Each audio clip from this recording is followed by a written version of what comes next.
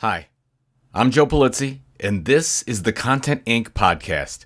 5 minutes every Monday for content creators who desire to be content entrepreneurs.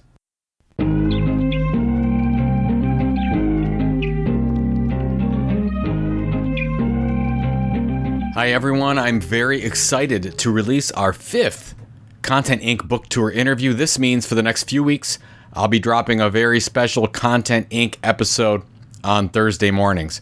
Today's episode features my friend Anthony Fasano, founder of the Engineering Management Institute. Anthony has done an amazing job building an audience and a podcast network that has created a multi-million-dollar opportunity. So here's the interview, lightly edited. You'll hear Ann again from the Tilt chime in during the middle part, and then I'll close it out at the end. Enjoy. Anthony, how are you? Hey, Joe, how's it going? Good. Welcome to our little clubhouse room. Yeah, thanks for having me. Excited to be here. That's okay. It's all good. We're going to get started in just a little bit while we get people coming in, but really glad to have you on board. I've got Ann Ginn and Laura Kozak from The Tilt both here to help, and Ann's going to help with some moderation. So basically what we're going to do is we're going to do about 30 minutes of Q&A with you, and then Ann's going to take over a little bit. We see if we get some questions from the audience, and we'll go from there. Awesome. Sounds great. Awesome. All right. So we're on time. We like to start on time. So, hey, everybody, welcome to the room. My name is Joe Polizzi. I'm the founder of The Tilt, a newsletter for content creators, and author of Content Inc., the business model for content creators. I am so excited to have my friend Anthony Fasano as our guest today. He is also a case study in the book. I just can't believe I found this case study. Anthony, I've been talking for a while, but it's just fantastic, and I'm so excited that we can go through all the stuff that he's going to go through and how he built EMI. So as I said, Ann Ginn's going to join us in a little bit. We're going to do 30 minutes of questions with Anthony talking about how he created EMI, how he built the podcast network. I want, for everyone listening to this, if you have any questions, please raise your hand, and we're going to open Q&A at about 3 o'clock today. So it's 2:30 Eastern time. We'll do that about 3. And if you're here, we'd like to have a good crowd for Anthony. Go ahead and invite people on Twitter. Just share this out, or you could hit the plus button at the bottom of your screen and invite some of your friends. And just a reminder, this will be recorded. So if you come on and you ask some questions, you are going to be recorded, and you'll be on a future podcast of Content Inc. So if everyone's ready to go, we're going to get started. Anthony Fasano, founder of the Engineering Management Institute. You almost got me, Anthony. EMI, and author of the best-selling book, Engineer Your Own Success, and is also, as I said, a major case study in my book, Content Inc. So, Anthony, I want you to come off mute here for a second. I want you to welcome to the room.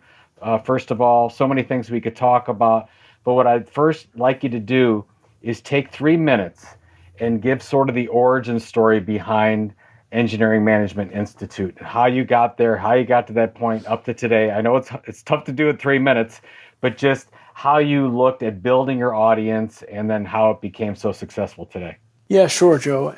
Thanks so much for having me. And really, I think the way that you start and grow any business is to find a problem in the market. And when I graduated as a civil engineer and I started working in the engineering company, I knew I wanted to become an owner in the company like a lot of engineering professionals do. So I just took a look at the owners, and what stood out to me was that they mostly had good, in addition to their technical and engineering skills, they had good communication skills. They could communicate, they could bring in new business, they could lead projects effectively. And so just said to myself, I've got to develop these skills. And I did it. And my career took off. And one day my boss came up to me and said, Anthony, we love what you're doing. Do you think you could go around to the other offices and provide training on those skill sets? And my answer was absolutely not. I'm an engineer. I'm not a trainer. But eventually I convinced myself to do it. I did the training. I loved the training, and we got great results. And so I convinced my company to let me build an internal management leadership training program. And ultimately, in 2009, I went out on my own because I said, if there's this many engineers in one company struggling, there's got to be thousands of them out there.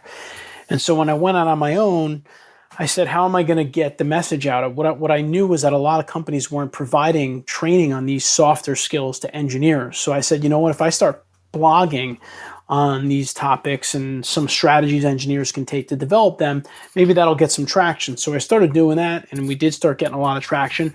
And then a couple of years later, I said, maybe I should start podcasting.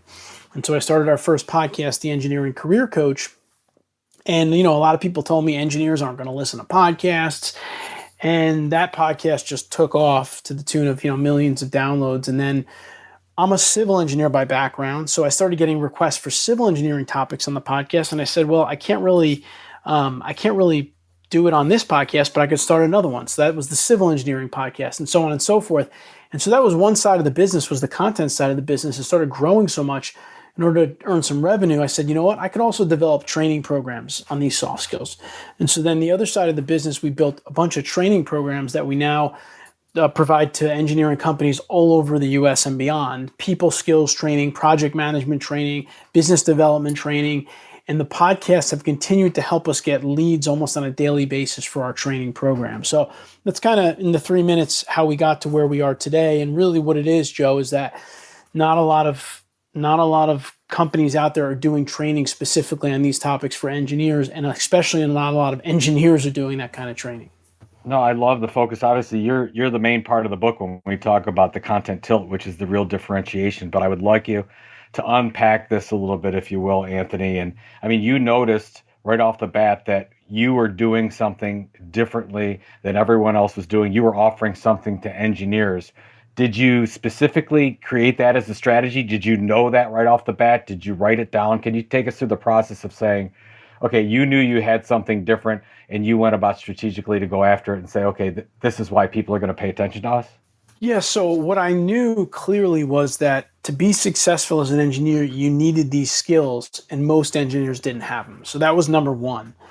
And then I started looking at it from a corporate perspective, and I think it was interesting because I think a lot of engineering companies weren't aware of the importance of the skills at that time, and they certainly weren't providing training on them. And so I noticed that, and I started developing the content around it. And I think what started happening, Joe, in the beginning, it was more of like I needed to educate engineering companies on the importance of these skill sets and try to sell training at the same time and do the content. What's happened over the years is that as projects have become way more complex in the society we're in today, our infrastructure is, of course, failing. Companies start to realize the importance of these skill sets more. And what we did by starting early is now, in 2009, when we started creating content, all of those engineers now, 12, 13 years later, are buyers and decision makers in their companies. So they've been listening to podcasts that have been helping them for years by myself, by EMI. And now I get sales requests every day, training requests every day saying, I've been listening to the podcast for years. We need this training in our company. And now it's getting to the point where, we keep hiring more people to keep up with the demand of the training requests. And so I definitely saw a clear need, but it wasn't easy in the beginning because it was more individualized, and I need to figure out how to, kind of get it more to a corporate sales channel, which we've now done successfully. Can you take everyone through the timeline, Anthony? Like, when did you start certain things and what did you move on? Because I know you got a lot of different pieces, parts with the podcast network now, but I'd love to, because as you've been doing this for a while now, and I don't want people to think, hey, you just you did the podcast, it was successful, everything just took off right away. So from a year standpoint, can you go through that, and then why you made a decision to go on to the next piece of the platform? Yeah, for sure. That's definitely an important piece of the puzzle because I left my engineering career in 2009 and I went out full time to do this. And the reason I started full time right away was because an engineering company gave me a good sized contract to do some executive coaching and training for them. That contract lasted about 18 months or so. And at the same time, I continued to develop all the content and so on and so forth. But what happened is when that contract ran out, and they were busy with other things and they didn't renew that entire contract, I didn't have enough money to keep going, and so I ended up having to take another job. And ultimately in 2012 I took a job with a nonprofit working again for engineers, staying in the industry, staying relevant, and kept building EMI on the side. I was doing more like one-off speaking engagements at that time and just a lot of content development and kind of getting the training curriculum in my head and on paper. And a couple of years ago in 2018, I had got to a point with the nonprofit where, I was commuting a long way and I had to make a decision one way or the other, and decided ultimately to go full time in early 2018 on EMI after doing 9 years of kind of part-time side hustle. And at that point in time, I will say, Joe, and I know people say this all the time, it's easier said than done. But once I went full time, everything exploded because I was into it. I was focused on it 100%. I think it's one of those things as an entrepreneur, you have to figure out the right time to make the leap. But what I will say is that, there's a huge difference between dedicating 100% of your time to something and doing it on the side in terms of what you're able to produce.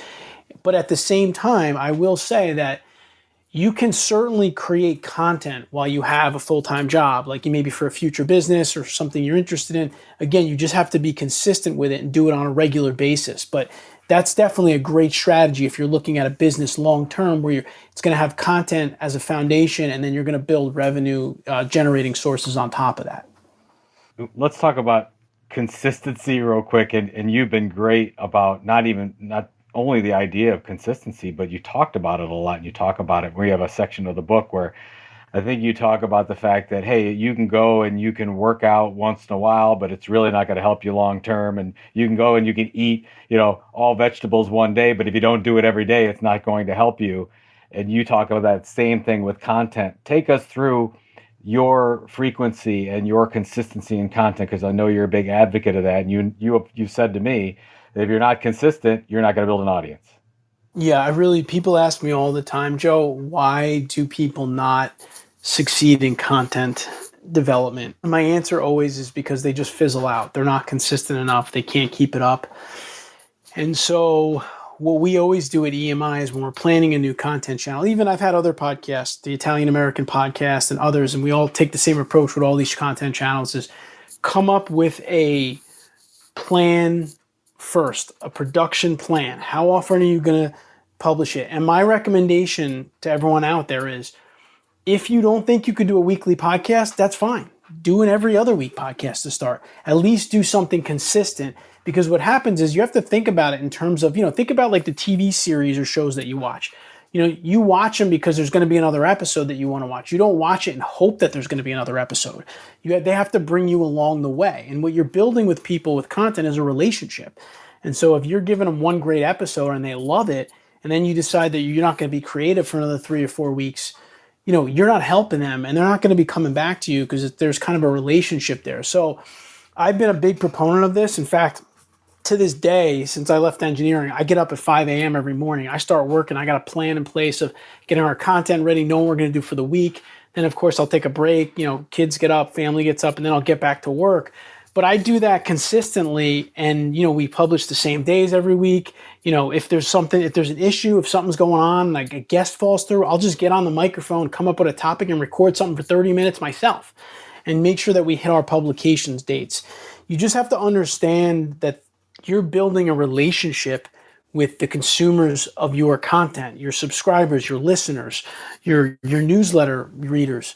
And if you're not there, then that relationship suffers and they're counting on you. So that's kind of the way that I try to put it out there. And like you said, Joe, just think of it in everyday life.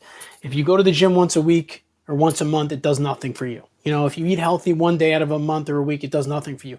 Like everything else, it has to be consistent, and you have to build up good habits around content development. And that's critical to anyone's success in the content world. It's amazing. That's the thing. I've been in every size company, and that's usually the number one reason why they're not successful at content marketing, because they either stop or they're inconsistent. And it's very obvious when you go through it, but you don't, if you're in an enterprise and you're doing this, you don't think about it. You don't look at your YouTube channel and say, oh, we delivered once this week and then nothing, and then twice the next week and then nothing. And I'm like, here's your problem. You got to create something consistently. You're not going to build an audience that way. So before I got many more questions, Anthony, but just real quick, I'm going to do a room reset. Thanks for joining us, everyone. We really appreciate it. We got a lot of new people here. We're talking to Anthony Fasano, who's the founder of the Engineering Management Institute, about how he built this content powerhouse and created a B2B podcast network. We're going to talk about that in a little bit. If you would please tweet this out, share with your friends. We'd love to give a good audience for Anthony. Anthony, let's talk about ways you've used to build audience. And I don't necessarily want to get into the fact that these are tips or tricks, but you've obviously found some really good ways to build audience over time after basically starting with nothing. And then you built this consistent content generation powerhouse, if you will. what are some things that really made the difference for you to build up what we call in the book a minimum viable audience so that you can start to drive revenue from this audience? Yeah, that's a great question, and I definitely get into a couple of strategies. And just one thing I want to touch on, Joe, before I forget about it. Going back to the last question about consistency and content, people ask me sometimes, like, "Are you worried about someone else starting or this engineer or that kind of engineer?" And my answer to them is always no, because so many people start podcasts and so many people just don't. They can't keep up with it because it takes a lot of effort to be consistent. So that's one thing I wanted to say about that. Getting back to the question here about how to grow an audience, really it's about finding channels that are in front of a lot of your audience and leveraging those channels. So, for example, if you can find, for me, let's say civil engineers, I was able to find a couple of nonprofits that service civil engineers as their members, and they needed content for their membership, and I needed their members to listen to my podcast. So I would make kind of agreements with them where I would say, hey, listen, we'll talk about your organization on the podcast. Will you share it in your newsletter every week or every month or whatever the case may be? And I knew that they were going to be in front of 100,000, let's say, civil engineers. We employed a similar strategy I started a podcast and built a podcast called the Italian American Podcast as well. Just I started looking into my heritage and things of that nature. And there's an organization called the National Italian American Foundation. We called them up, spoke to the president, explained the situation, said, hey, you probably like this content for your members. We'd love your members to listen, made a deal with them, and really grew that podcast up. So, finding another organization that speaks to the same audience, you can make a great deal with them, because you most likely, if you're doing the podcast the right way, you have content that's valuable to their audience, and a lot of people don't have valuable content. So you kind of use that content as a way to trade. So that's one way that you can really, really grow your audience. Another way that you can grow your audience is being really smart about the guests that you invite on your show. Obviously, guests that have a lot of influence, guests that have a lot of connections can also, put your podcast out there to the right people, and that can, be a really strategic way to grow your audience. And really, I have to say that the other way to do it is to get it in front of, influence, big influencers and companies. We had a company, because we were using LinkedIn so effectively and putting our podcast out there and building an engineering audience. One of the biggest engineering companies in the world with thousands and thousands of engineers contacted us and asked us if they can pump the podcast kind of through their intranet as a free resource to all of their engineers. And obviously, we took them up on it. I mean, there's no reason not to. But you want to present your podcast in a way that it's valuable to people so that they want to share it and offer it as a resource. I think people forget that.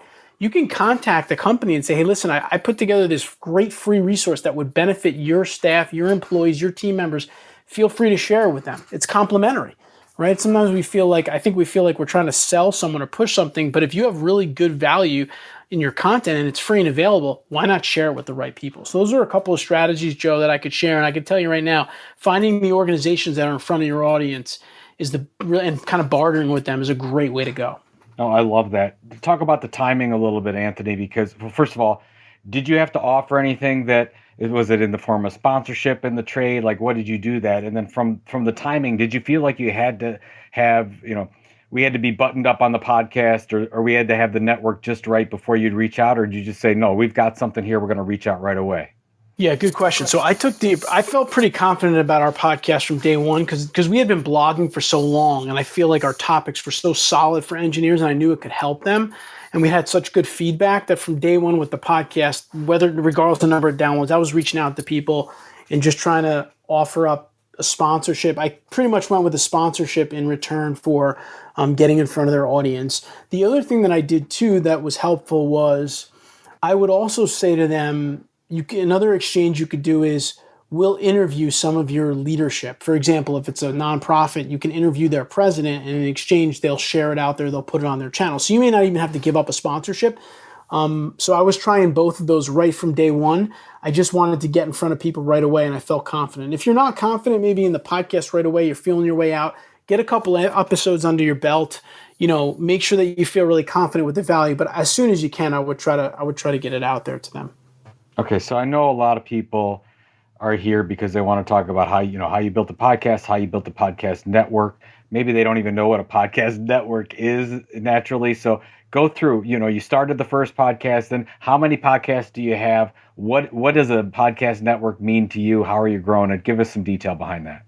Yeah, so this is an interesting story. So I mentioned earlier, you may not have been in here, but I started my first podcast called the Engineering Career Coach Podcast, which was focused around professional development for engineering professionals. And it took off, it did really well, but I started getting requests for a more civil engineering related podcast. So we started the Civil Engineering Podcast. We've got almost 200 episodes now. The podcast has done amazing. And if you don't know anything about civil engineering, I'll tell you real quickly, it has a lot of sub-disciplines. Structural engineering is often seen as a subset of civil engineering. Geotechnical engineering is soils engineering, or foundation engineering is seen as another subset. Transportation, I can go on and on. And so once the civil engineering podcast started doing really well, we started saying, why don't we look at another, of these sub niches like the structural engineering division. So we started the structural engineering channel, which is another podcast. Then we started the geotechnical engineering podcast, and we found a geotech engineer and started doing, there's so many topics you could do on these podcasts. It's amazing, right? So then what we decided to do was lump all these civil related podcasts under one network that we call the Civil Engineering Media and Entertainment Network, with the acronym CEMENT, which is kind of like a catchy acronym, goes with the industry. And what that has allowed us to do is a couple things. First of all, podcasts really can't get too niche. Even these smaller podcasts are doing very well because geotechnical engineers can't find a podcast anywhere focused on their topics, right? So now what we have in terms of sponsorship options for someone is there's a lot of vendors out there, software vendors, companies that are recruiting engineers that are interested in these different subsets. So now you can offer them these real niche channels and they can get on all of them. And it makes it much easier to sell a sponsorship because now we sell sponsorships on the Cement Network that might be, let's say, 12, 24 episodes, and they get to pick how many episodes they want to put on each channel, which makes it really, really, so in other words, if there's one other civil engineering podcast, you don't not just competing with that anymore. You now have a lot of other options for people, and they like that. So that's what a podcast network is you're bringing a bunch of similar types of podcasts under one umbrella, which provides much better options for sponsorship and generating revenue because you have kind of all of these under one umbrella. I love when you're talking about different niches. I'm sure you get the question all the time. I do, when people are looking at, okay, what's my specialty? What's my content tilt? And they say, well, I don't want to go that niche or that niche because I don't want to lose out on opportunities. What would you say to that if somebody said, I don't want to go that small because the audience is too small, I can't monetize it, I want to go bigger? Yeah, I think that's one of the biggest downfalls of entrepreneurs, especially content entrepreneurs, is that's too niche. Why would I go and just talk to civil engineers when I could talk to all engineers, or my content's good for all professionals? The bottom line is that there's too many people out there and too many people doing content out there. And if you want to be competitive, you want to get into a niche. And obviously you want to start with your own experience and your own passion and start from there. And so, there are so many niches out there. I think a long time ago, I was listening to Pat Flynn, his podcast, and he said something like the riches are in the niches. And when I heard that, I started thinking about it. And when I had my experience, when I started the civil engineering podcast after I had the general engineering one, I saw the civil one start to grow faster with even more downloads. And right there for me, I was like, you know what? The niching is so critical. And it's interesting too. Last year during COVID, I actually decided to coach high school football because the local high schools were in needs of coaches because some of the, a lot of the senior coaches weren't coaching during COVID. And something I always wanted to try. So I did it. So I started listening to podcasts on a high school football podcast. And what was interesting is there's even like high school football podcasts for coaches in Texas. There's so many different niche content channels out there. The more niche you can get, you're speaking to your audience directly. There's so much information out there today. If you can't give them exactly what they need, they're going to get it somewhere else. So just keep that in mind when you're laying out your content.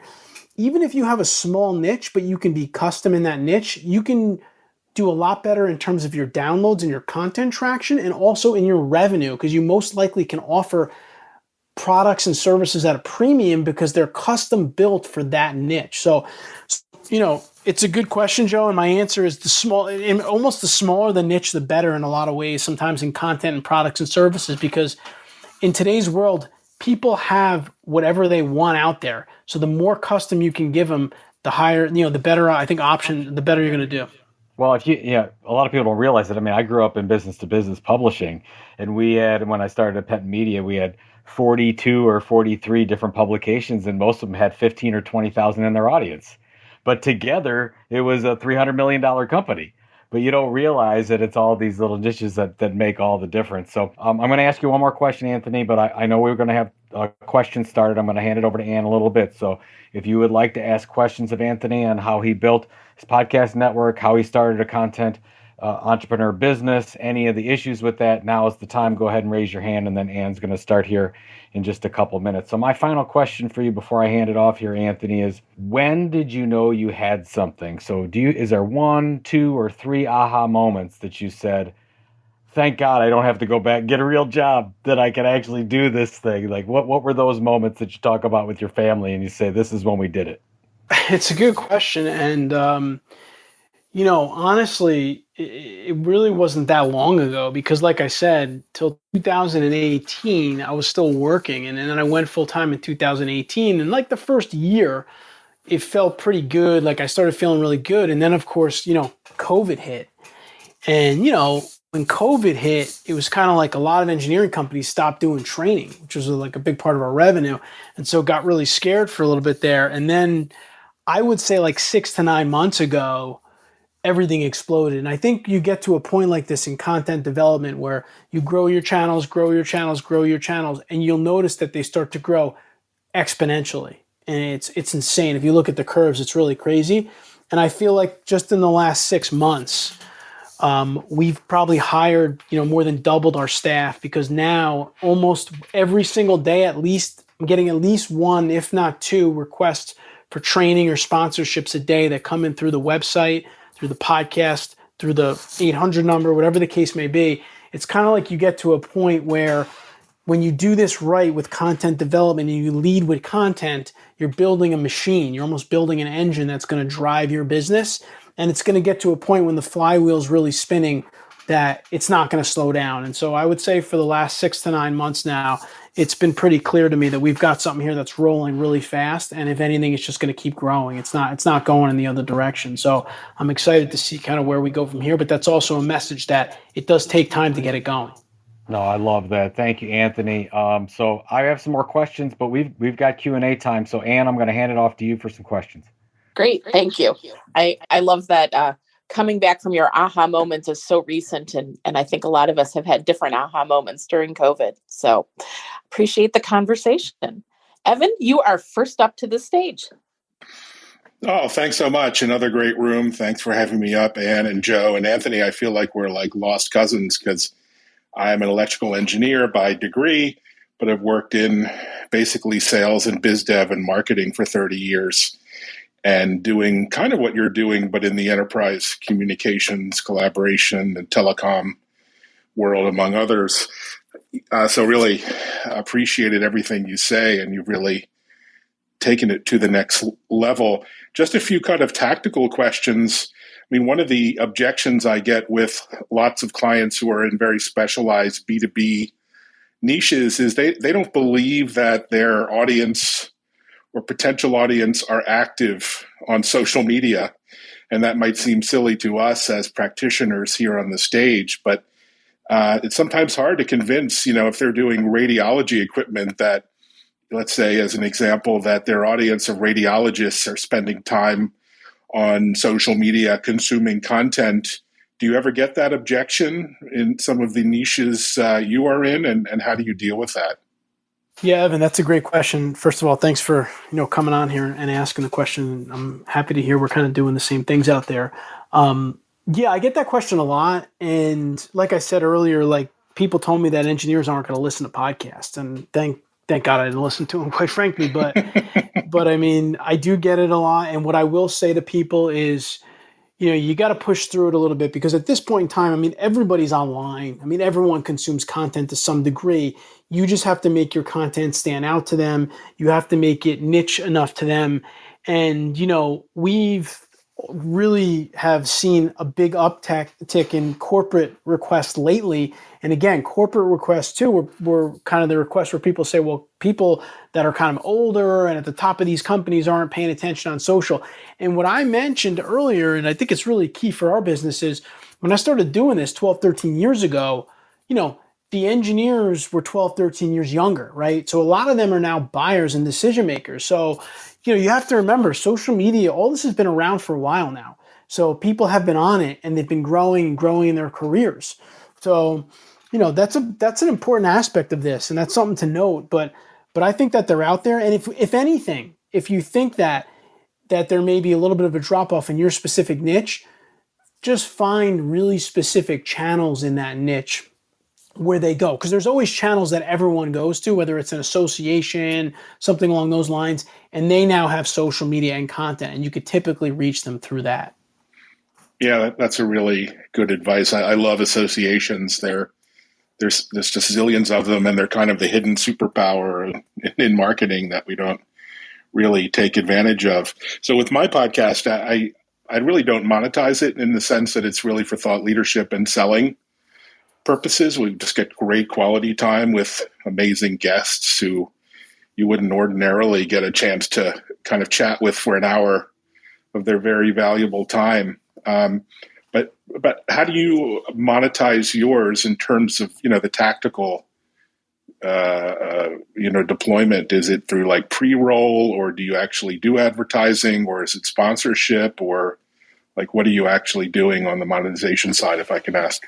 Yeah, sure. I mean, it's a good question, and we kind of go back and forth on this a little bit too, because the podcast has always primarily been used to help engineering professionals develop their leadership skills, become better managers and leaders, and we're dedicated to that. And through the podcast, I've made a tremendous amount of great relationships through the guests I get to speak to, like you mentioned, Evan. You get to talk to people. I get to talk to big CEOs. I've met them in person of multi-thousand engineering companies and become friendly with them because I sat on the couch in their office and had a great conversation with them and shared it with thousands of people.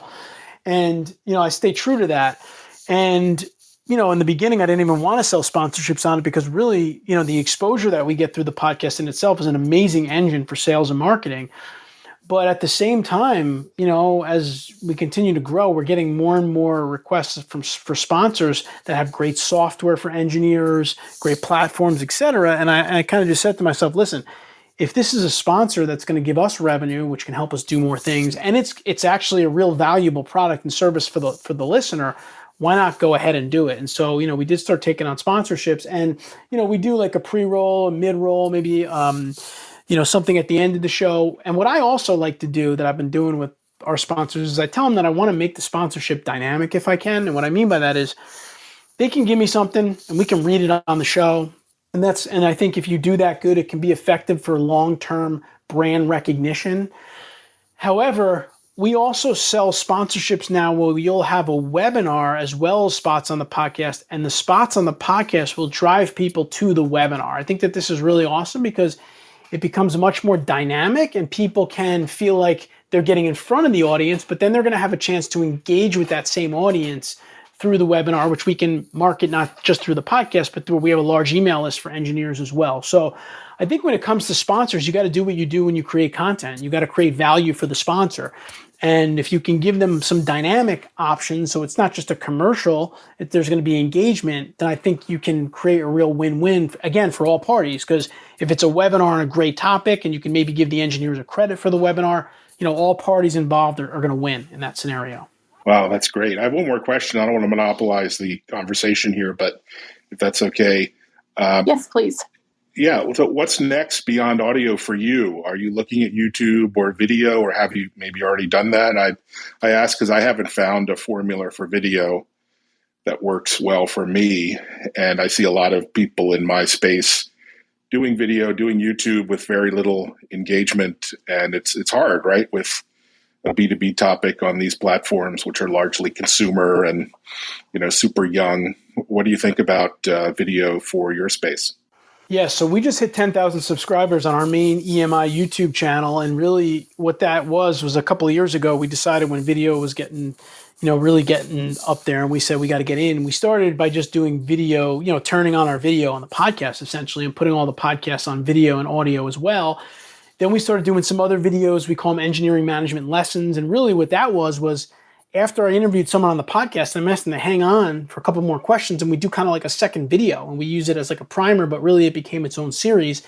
And so, we're doing 4 to 5 videos a week on the main YouTube channel right now. And we also recently started 2 other YouTube channels that are focused around helping engineers get their license, go through the FE exam, which is the first part, and the PE exam. And those channels are growing really well. And that was just an analysis by our team in some YouTube areas that were weak and that we thought we could fill the need there.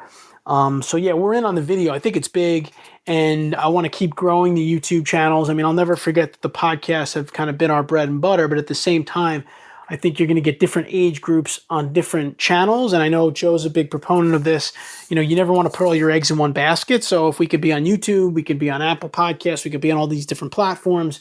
We want to continue to try to do that, and we're just going to keep looking to build it. And listen, my goal has always been to help as many engineers as possible become great managers and leaders. So I got to get on all the channels to do that.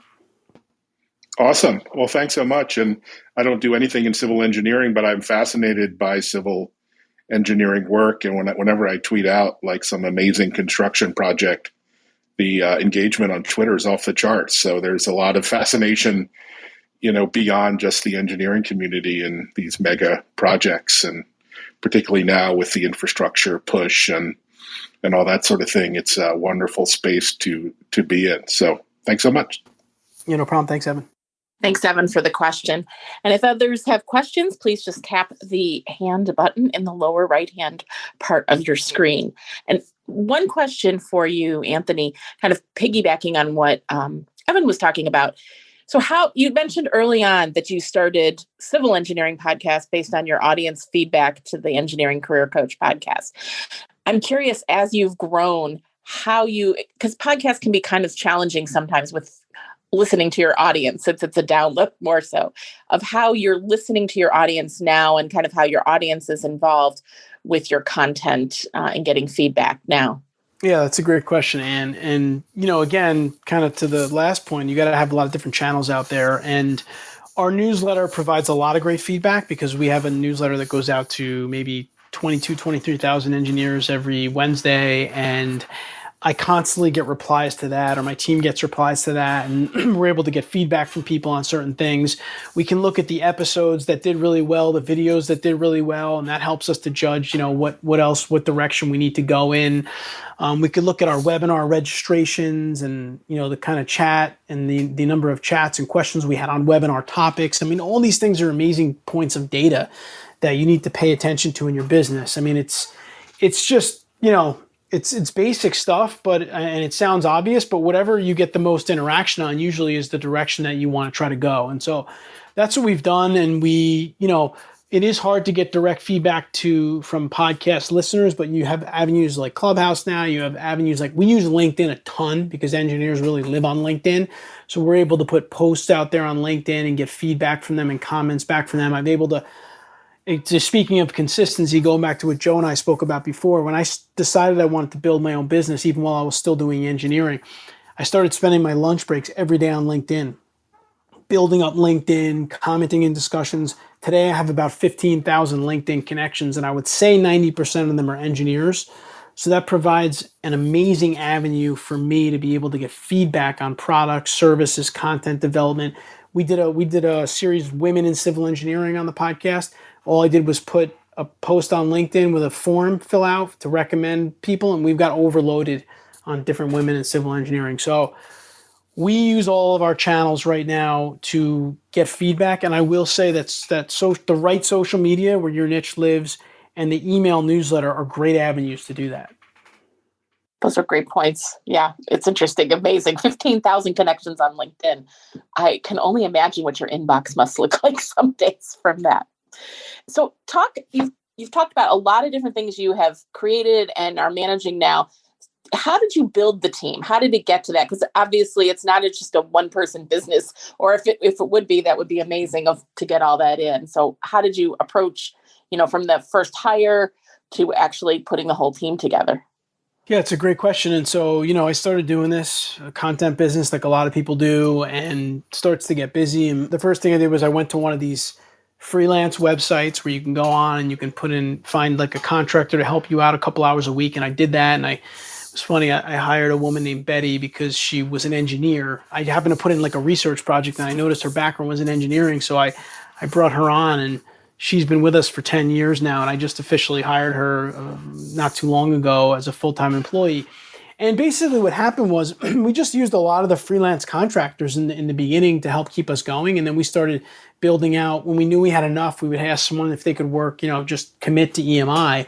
And we've done that. One of the things that I've done recently that I thought was really helpful was, first of all, in your business, especially when it comes to content development, you got to have really good standard operating procedures or SOPs, right? You got to be able to follow something every week, or make sure that the quality of your shows are the same. So that's really important. But once we had enough revenue, what I tried to do is get like a team member, almost like a buddy system for each person in the company. So like, I'm going to double your bandwidth by getting someone that you can work with, and I want you to train them to do everything that you can do so that eventually you can do higher level things. And that's been very effective because I think at first people were a little bit leery, like I have to train someone on everything. But once they started seeing how people could take a lot of stuff off their plate and they could start to do some things that we've been wanting to get to in the company, that worked very effectively. And I would say for a content business, that's really important. You want to also always have like two people that can do everything if your revenue, as soon as your revenue can afford it. Because if you want to keep your content up consistently, but you still want to allow your team to have vacations and not work around the clock, you need to be able to do that. So I would say in the beginning, it's fine. Just get freelancers. And, in fact, our podcast editor, we still have a freelancer. He's great. We've used him for years. He's got our system down. But it's definitely good to be redundant in your staff when you can, so you have that flexibility and you're able to keep the consistency up. And the one thing that I focus on with all of our team members in building our team that I found that's the most important thing is I always ask them about what their goals are in their career and their life. And I make sure that one of EMI's goals is to help them achieve it, because I feel like a lot of companies are focused on their bottom line and they have a mission and vision statement for the company. But, what about all the people that work for the company? Wouldn't it be great if we tried to, make money that we can then help them to achieve what they want to achieve in life? And I think that when you do that for people, they're more interested in working for the company because they see the company as an engine for their future. And so we're really focused on that at EMI. I try to have calls with our staff all the time on their personal goals, their families, how things are going, how can we help you? And that's kind of created a real family atmosphere. And it's better than just being a company that's focused on the company's bottom line. You feel like we're helping engineers become better managers and leaders. And at the same time, we're helping our staff and our team members grow and, be successful. So that's my approach with the team building. No, Anthony, that's a fantastic approach. I really like that. And thank you for the questions. And Evan, thank you for the question. I think what I found, and I want you to follow up on this a little bit, Anthony, is a lot of the podcasts that are struggling haven't focused on building an email list. And obviously you've done that. That's a key part of your strategy. Can you talk about your movement or your focus on opt-in emails, and is it a core part of your strategy, and how did it evolve over time? Yeah, no, absolutely. I when I started doing this, I started, trying to consume some, content marketing advice early on. I mentioned earlier, I listened a lot to Pat Flynn, the Tropical MBA podcast, and the guys over there at the Dynamite Circle are awesome. And a lot of people were saying, build your email list, build your email list, build your email list. And so I luckily just listened right away and put a really, we always had something on our website that we could give away that I thought was valuable to engineers, whether it was like, the one thing to think about with podcasts here, just to step back, is that you're, again, amassing an amazing amount of valuable information. If I have an interview with a CEO of an engineering company and he or she tells me how they became CEOs, what steps they took, what they did in their career, I have amazing information. And yeah, a number of people are going to listen to that podcast, but a number of people aren't. So I may be able to take that information and put it into a PDF and put it on my website, and people will download it. And so we constantly try to think of good downloads and good things that we can offer to people that come to the website in exchange to get on our email list. And quite frankly, we also tell them that we're going to give you career-changing content every Wednesday in a newsletter. So, it's attractive as well. So it's definitely something that you need to do. I know people sometimes, you might hear like, oh, emails dying out, news. I don't agree with that at all. I think, especially you saw that with COVID, like we have our email all the time. With the click of a button, I can ask 23,000 engineers a question. That's amazing. And that's always going to be amazing. And so my recommendation to anyone out there is the first thing you should do is start building an email list. And I even did this manually. When I started my business, I decided to write my book, Engineer Your Own Success. I would get up every morning and I'd write. And in 30 days, I had the book and I self-published it. And I literally put the book in my trunk and drove around the country and I would hold seminars. And what I would do is I would send a sign-in sheet around on paper. They'd write down their name and email, and I'd tell them I would email the slides. I'd email them a copy of the PowerPoint slides. And I amassed thousands of emails. That's how I started building the email list. And then thankfully over time, Wiley picked up my book and the book's been done very well. I haven't done as many of those anymore, but now we've got the online traction to replace it. But the point of the story is that there should be no barrier to getting email addresses, whether you're getting people to write them on a piece of paper or you're taking them in through your website, because really what you're building is your business by building your email list. Well, and the other thing, if you've got 23,000 emails and they're opt-in and you send out a note, they're going to receive it. They most likely will open it from you since you built that relationship. If you have 23,000 followers or fans or subscribers on any other channel, you don't even know if they're going to show the content to them. You don't have any control over that. So that's why if you're going to become a content entrepreneur, email becomes the glue that holds the whole model together. And I think a lot of people forget that sometimes. So I love that you have such importance placed on email. So we got 10 minutes left, Anthony. I've got a couple of big picture questions that I like to ask all the content entrepreneurs. And the one thing I wanted to start with was, all right, where are you taking this thing? And do you have an exit strategy? I know you just said you feel like you're running on all cylinders. You've had your aha moments. You've made it. Do you ever think about it, or have you planned and you said, look, I want out. I want to go big with this. I want this to be a lifestyle business. Do you have something in your head or written down about that? It's a good question. I feel like I've gone a little bit back and forth on it, but I think these businesses have peaks and valleys. And when you're in a peak or when you're in a valley, it might change what you think about the business and where the business is going. But I do feel at this point that we've gotten over a big hump with the business and we're going to be in good shape for a very long time.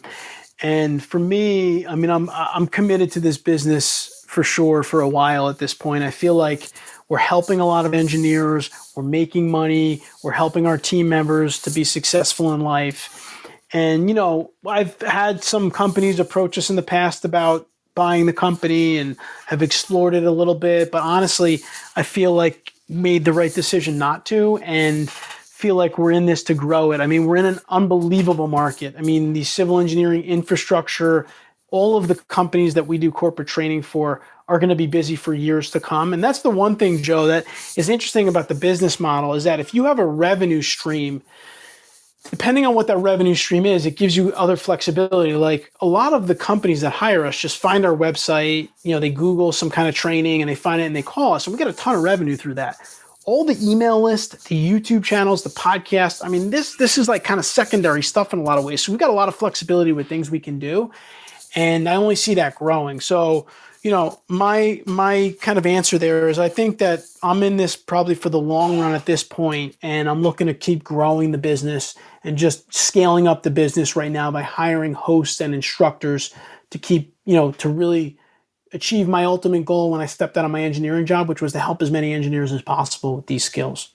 What's the worst piece of advice that you've heard given to entrepreneurs, or specifically in this case, content entrepreneurs?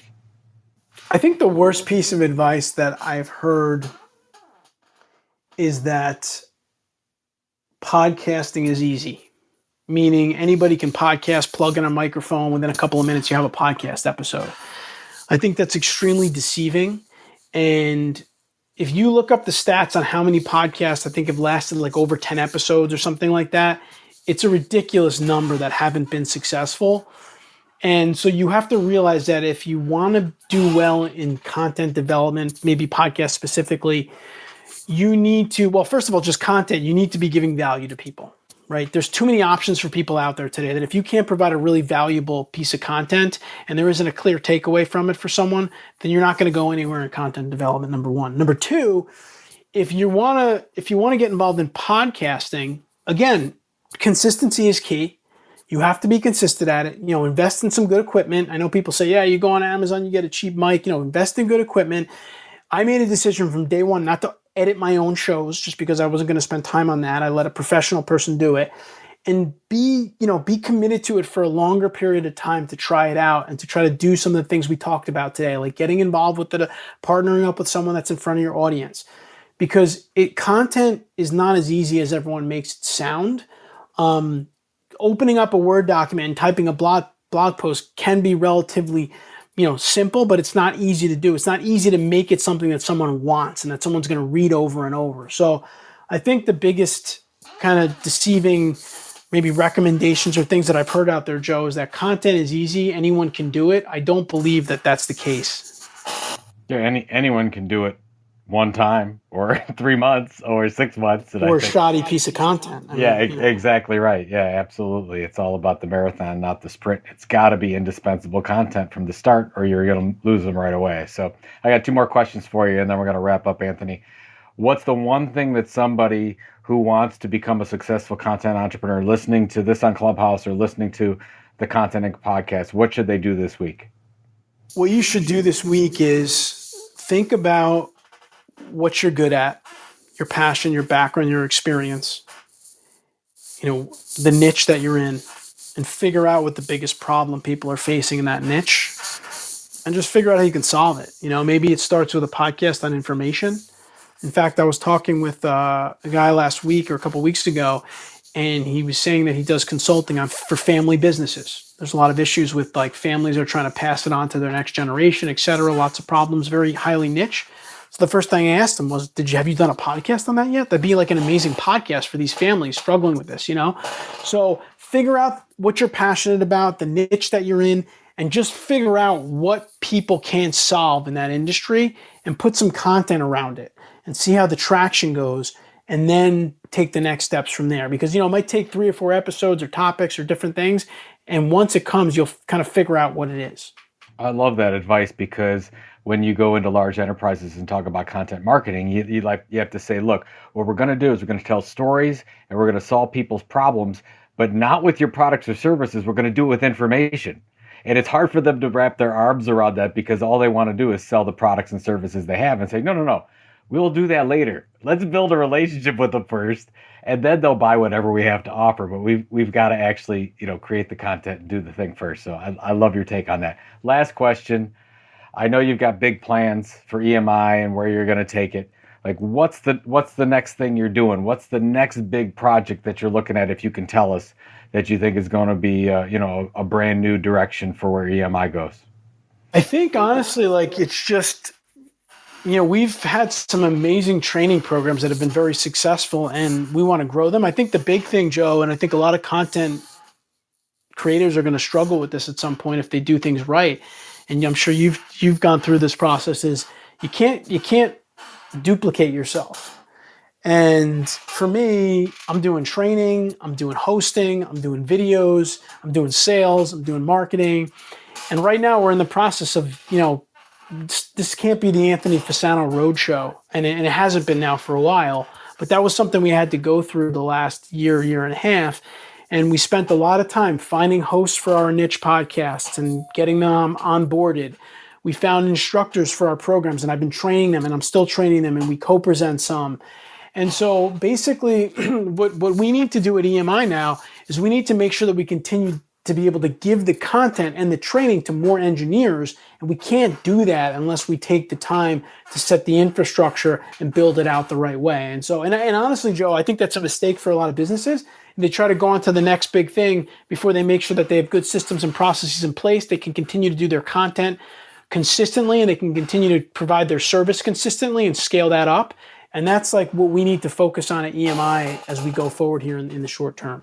No, I think that's really smart, because where a lot of people want to diversify, they do too quickly, and they don't. You need 9 to 12 months on one thing before you move on to the next thing. And it sounds like you've got your priorities straight, of course. So before I close this out, Anthony, where is the best place people could get more information about you? Yeah, I think you can connect with me on LinkedIn is my biggest platform that I'm on, linkedin.com/Anthony J. Fasano.